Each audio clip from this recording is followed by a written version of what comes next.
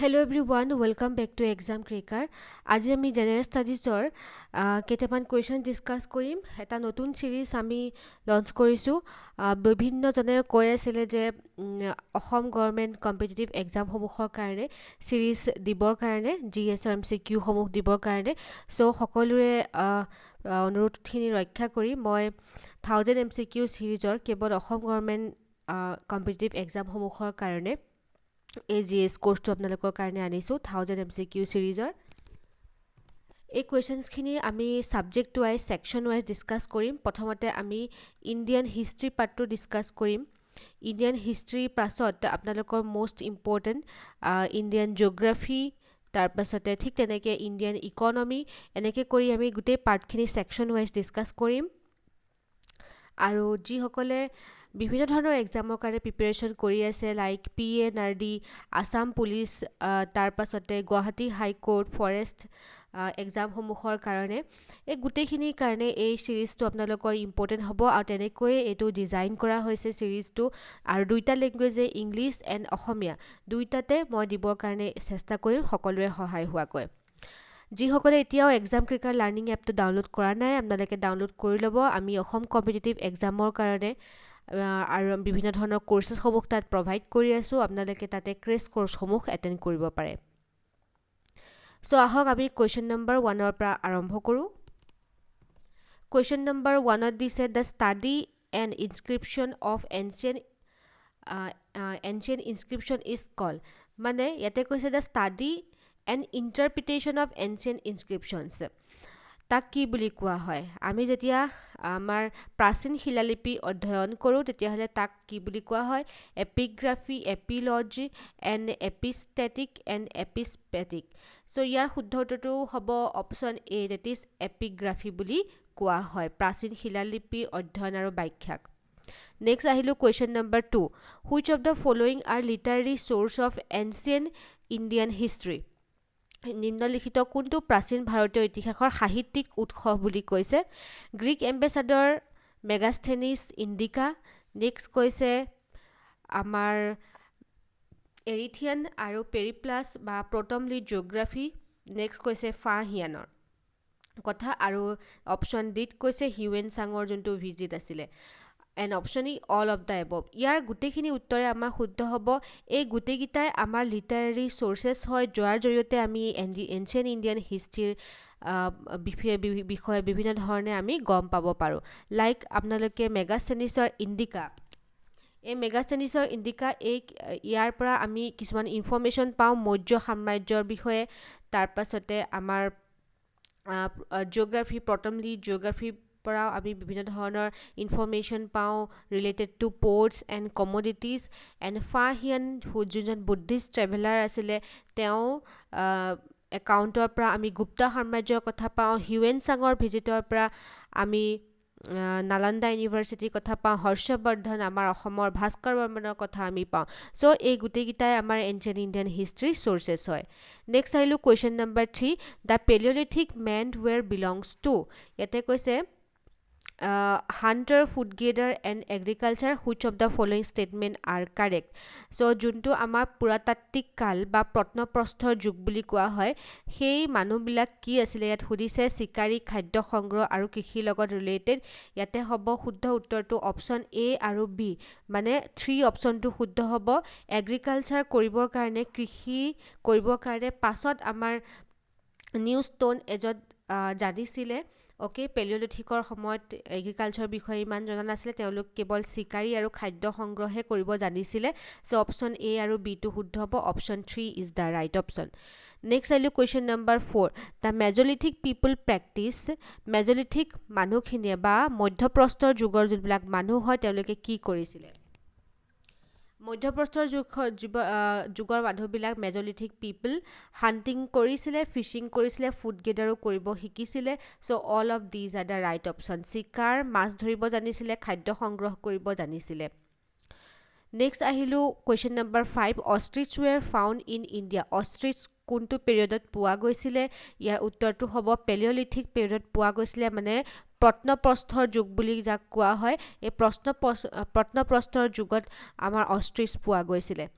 next আহিলোঁ question number 6 pre historic painting of Mesolithic period found in উত্তৰটো হ'ব ভীমবেটকা মধ্যপ্ৰদেশত পোৱা গৈছিলে pre historic painting of Mesolithic period আমাৰ মধ্যপ্ৰস্তৰ যুগ কোনটো হয় মধ্যপ্ৰস্তৰ যুগ মেজলিথিক আৰু নিঅলিথিকৰ মাজৰ যোনটো পিৰিয়ড হয় তাক আমি মেজলিথিক পিৰিয়ড বা মধ্যপ্ৰস্তৰ যুগ বুলি কওঁ next question number 7 which of the following is a characteristics of the chalcolithic age এতিয়া আকৌ সুধিছে যে মধ্যপ্ৰস্তৰ যুগ কেলকলিথিক মানে মধ্যপ্ৰস্তৰ যুগৰ তলৰ কোনটো কেৰেক্টাৰিষ্টিক্স শুদ্ধ হয় বুলি কৈছে আমি অপশ্যনছখিনি পঢ়োঁ the people living in a stone copper age domesticated animal and cultivated food grains তেওঁলোকক ইয়াতে কৈছে যে সেই সময়ৰ মানুহে কেলকলিথিকৰ টাইমত মধ্যপ্ৰস্তৰ যুগৰ মানুহে জীৱ জন্তু তেওঁলোকে পোহনীয়া কৰি ৰাখিছিলে আৰু খাদ্য শস্যৰ খেতি কৰিছিলে বুলি কৈছে নেক্সট আহিলোঁ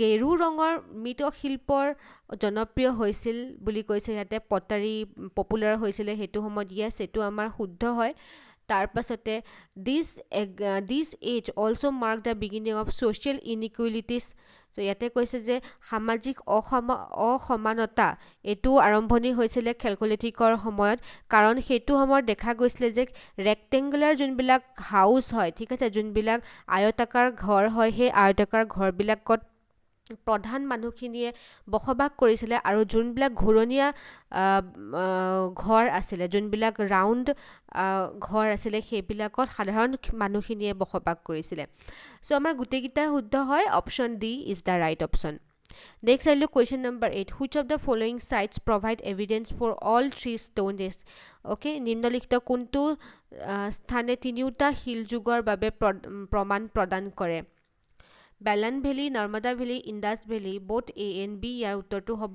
both A and B Belan valley and Narmada valley এই দুয়োটাই তিনিটা ষ্টোন এজৰ এভিডেঞ্চ আমাক প্ৰভাইড কৰে নেক্সট আহিলোঁ question number 9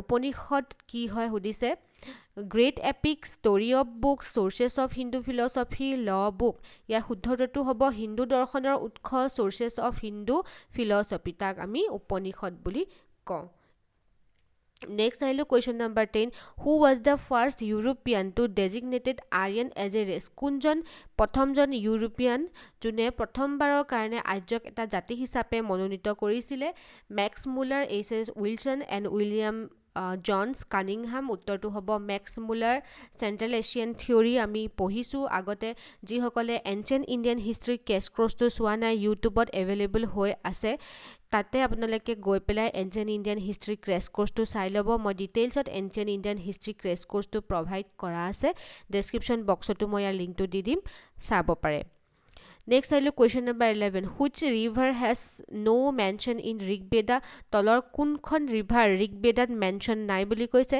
Saraswati Indus Yamuna and Periyar ইয়াৰ শুদ্ধটো হ'ব অপশ্যন ডি পেৰিয়াৰ আছে কেৰেলাত আৰু ইয়াৰ বিষয়ে ঋগবেদাত মেনশ্যন নাছিলে সৰস্বতী ইণ্ডু আৰু ইণ্ডাছ নদীখন সিন্ধু নদীখন আৰু যমুনা ৰিভাৰৰ কথাহে মেনশ্যন আছিলে নেক্সট কুৱেশ্যন নম্বৰ 12 প্ৰাচীন কালৰ মহান আইনদাতা মানে the great law giver of ancient time Ashoka Aryabhatta Manu and Brahmana ইয়াৰ শুদ্ধটো হ'ব মনুৰ মনুস্মৃতি আপোনালোকে হয়তো জানে তেওঁ এইখন আছিলে ল বুক আইন সম্পৰ্কীয় এখন বুক আছিলে নেক্সট আহিলে question number 13 the first to invade India were প্ৰথমতে কোনে ইণ্ডিয়া ইনভেড কৰিছিলে আৰিয়ান গ্ৰীকছ পাৰ্চিয়ান আৰবছ উত্তৰটো হ'ব আৰিয়ানসকলে নেক্সট আহিলে question number 14 Ashtadhyayi was written by অষ্টাধ্যায়ীখন কোনে লিখিছিলে Manu Patanjali Panini none of these ইয়াৰ শুদ্ধটো হ'ব পাণিনি যোনজন আমাৰ ইণ্ডিয়ান গ্ৰামাৰিয়ান হয় পাণিনি তেওঁ অষ্টাধ্যায়ীখন লিখিছিলে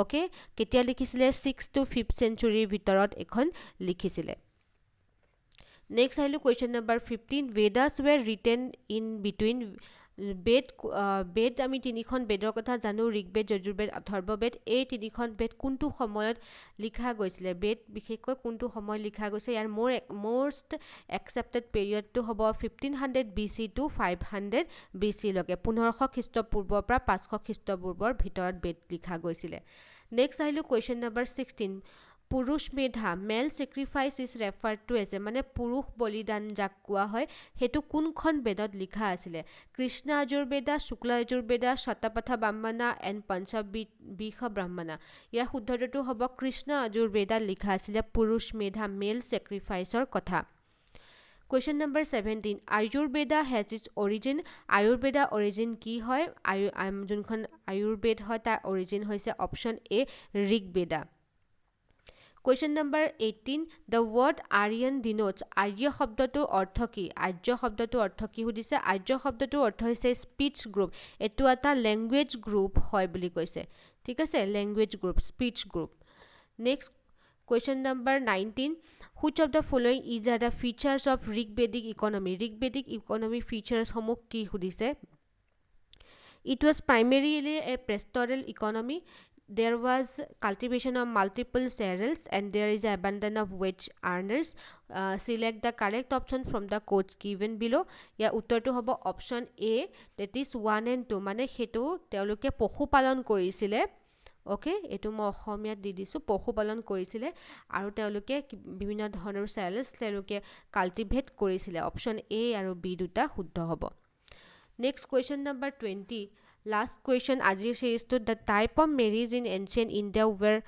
where one married with daughter with defeated king or kidnapped girl Prajapati विवाह असुरा विवाह राक्षसा विवाह पैशासा विवाह প্ৰাচীন ভাৰতৰ বিবাহৰ প্ৰকাৰ য'ত এজনে পৰাজিত ৰজা বা অপহৃত ছোৱালীৰ হৈতে জীয়েকৰ হৈতে বিবাহ পাশত আবদ্ধ হৈছিল সো এনেকুৱা এখন বিয়া যোনে নিজৰ মানে ডিফিটেড কিং যুদ্ধত হাৰি যোৱা কিং বা কিডনেপ কৰি অনা ছোৱালীৰ লগত বিবাহ পাশত আবদ্ধ হয় সো তাক কি বুলি কোৱা হয় সেই বিবাহক কি বুলি কোৱা হয় বুলি কৈছে এনচিয়েন্ট ইণ্ডিয়ান হিষ্ট্ৰীত ইয়াৰ শুদ্ধটো হ'ব অপচন সি ৰাক্ষসা বিবাহ বুলি কোৱা হয় ৰাক্ষস বিবাহ বুলি কোৱা হয় ওকে সো আজি আমি কোৱেশ্চন নম্বৰ 20 লকে ডিসকাস কৰিলো এই 1000 MCQ সিৰিজটো চলাই যাবৰ কাৰণে আপোনালোকে সহায় কৰিব আপোনালোকৰ সহযোগিতা লাগিব আৰু যদি সহযোগিতা আগবঢ়ায় তেতিয়া হলে আমি এই গোটেই সিৰিজটো অতি কম দিনৰ ভিতৰতে শেষ কৰিবৰ কাৰণে চেষ্টা কৰিম সেকশন ওয়াইজ আমি ডিসকাস কৰিম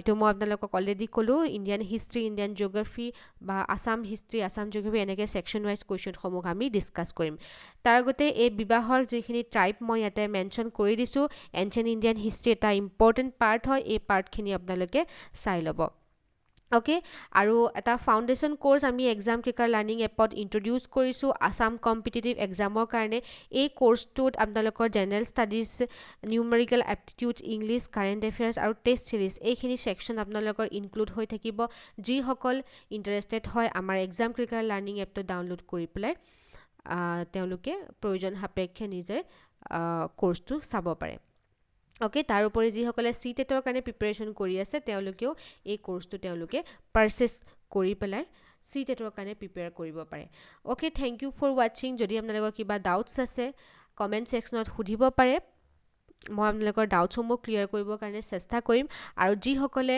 এপিএসসি প্ৰিলিমছ যি সকলে কোৱালিফাই কৰিলে তেওঁলোকক মোৰ ফালৰ পৰা বহুত ধন্যবাদ জনাইছো আমি যদি আপোনালোকৰ এই যাত্ৰাত কিবা সহায় কৰিব পাৰিছো তাৰ কাৰণে আমি নিজকে বহুত ভাল লাগে মানে বহুত ধন্য হৈ যাও আৰু এনেকুৱা হয় আৰু সো কংগ্ৰেচুলেশনস সকলোৱে মেইনছৰ কাৰণে প্ৰিপাৰেচন কৰিব বুলি আশা থাকিলে আৰু গড ব্লেছ ইউ অল